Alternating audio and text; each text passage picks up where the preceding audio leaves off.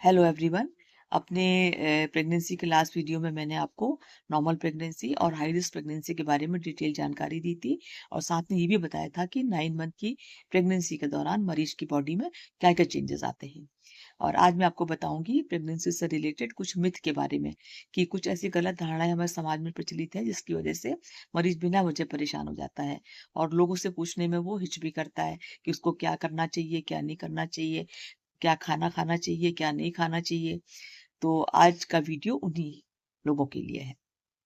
इसमें सबसे नंबर 1 पे आता है कि लोग कहते हैं कि प्रेगनेंसी में 2 लोगों का खाना खाना चाहिए।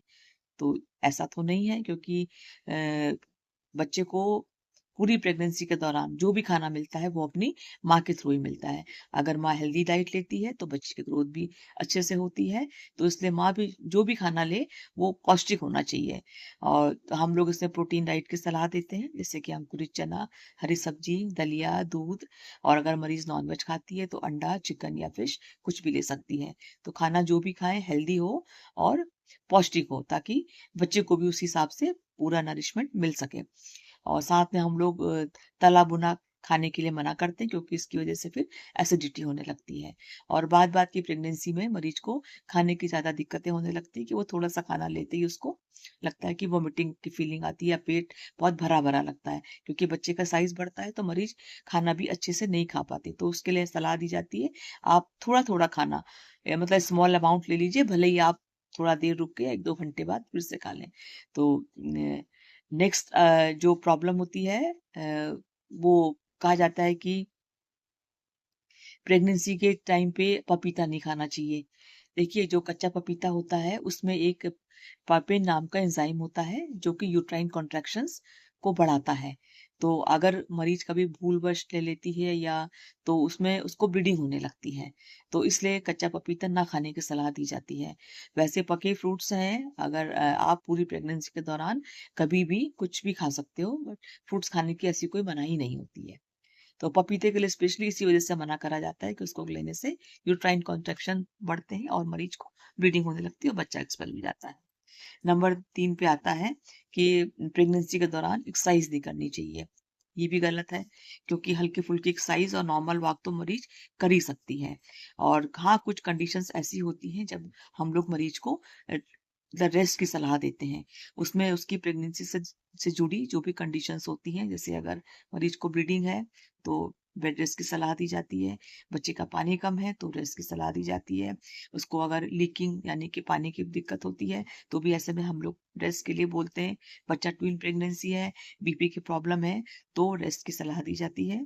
और तो कब किस वक्त कितना रेस्ट करना है ये उसकी प्रेगनेंसी के कंडीशन पे डिपेंड करता है। कभी कभी तो हम पूरा मरीज को 9 मंथ के लिए रेस्ट लेना होता है। कभी कभी जब दिक्कतें होती हैं थोड़े टाइम के लिए रेस्ट की सलाह दी जाती है। तो जरूरी नहीं है कि पूरी प्रेगनेंसी के दौरान उसको हम लोग बेड रेस्ट के लिए बोलें। तो इसलिए हल्की-फुल्की एक्सरसाइज वगैरह मरीज कर सकती है, उसमें कोई प्रॉब्लम नहीं है।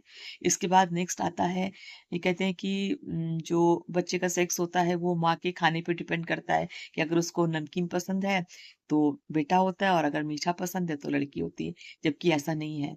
बच्चे का सेक्स जो होता है वो उसके क्रोमोसोम पे डिपेंड करता है।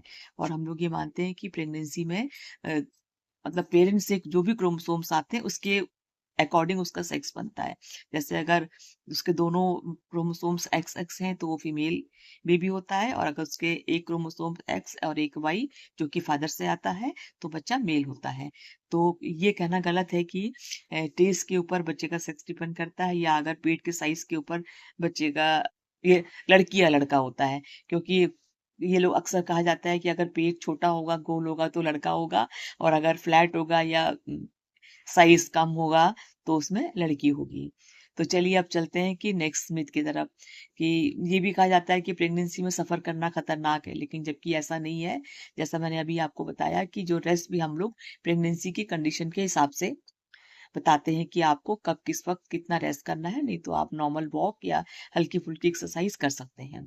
और हाँ, ये होता है कि अर्ली प्रेगनेंसी के दौरान जब बच्चा बनता है तो उस समय हम लोग बहुत लॉन्ग जर्नी के लिए अवॉइड करते हैं और जब लास्ट का 9वां महीना चलता है उसमें कभी कभी लॉन्ग जर्नी में उसको रेस्ट नहीं मिलता है तो पेन शुरू होने लगता है, या प्री टर्म लेबर जिसको कहा जाता है कि बच्चा समय से पहले हो सकता है, या डिस्चार्ज की प्रॉब्लम हो सकती है। तो इसलिए कहा जाता है कि अर्ली के 3 मंथ्स और बाद के 9 मंथ में आप थोड़ा बहुत लॉन्ग जर्नी अवॉइड करिए। और पूरी प्रेगनेंसी के दौरान ऐसे कुछ इंडिकेशंस नहीं होते कि जिसमें आपको सफर के लिए मनाही है।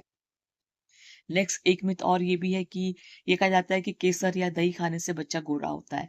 ऐसा नहीं है, क्योंकि बच्चे का कलर उसकी जेनेटिक जो रीजन्स होते हैं उस पे तय होता है। केसर खाने से या दही खाने से बच्चे के कलर पर कोई फ़र्क नहीं पड़ता है। और इसके बाद ये भी बोला जाता है कि प्रेगनेंसी में ज़्यादा सोना नुकसानदायक है, जबकि ऐसा नहीं है। और नींद तो माँ और बच्चे दोनों के लिए ही ज़रूरी है। तो बीच-बीच में आप अपना दिन के समय 1 घंटे, 2 घंटे का रेस्ट कर सकते हैं, या आपकी जैसी प्रेगनेंसी की कंडीशंस होती है उसके अकॉर्डिंग आपको डॉक्टर रेस्ट के लिए सलाह देती है। और ये तो इतना ही था। अब नेक्स्ट वाली वीडियो में मैं आपको बताऊंगी कि डिलीवरी के से जुड़े जो मिथ हैं उसके बारे में, और जो बच्चे से जुड़े जो मिथ है उसके बारे में। जी, ठीक। Thank you so much.